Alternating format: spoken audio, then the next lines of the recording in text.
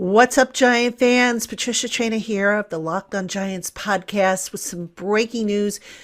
New York Giants defensive coordinator Patrick Graham, whom head coach Brian Daboll hoped would be back for a third season, has decided instead to head west, young man. That's right.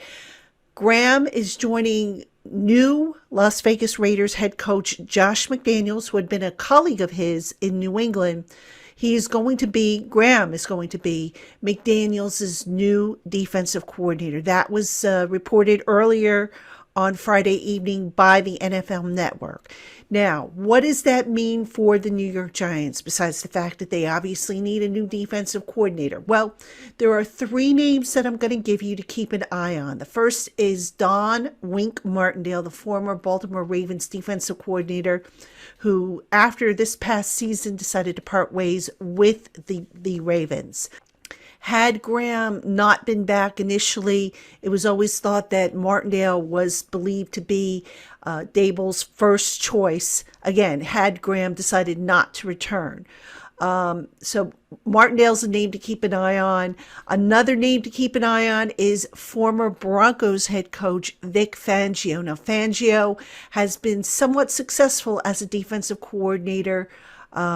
He served as a DC for the Panthers, the Colts, the Texans, and he just, after a one-year stint in college in 2010, he made his name as a defensive coordinator for the Chicago Bears, helping that unit improve from the 30th ranked defense to the top half of the NFL, including a top 10 ranking in his final season in Chicago. Fangio is a guy who has 19 years of NFL coaching experience, and he's had 7 defenses that have finished in the top 10 league-wide in yards allowed per game, and 8 defenses that have finished in the top 10 for fewest points allowed.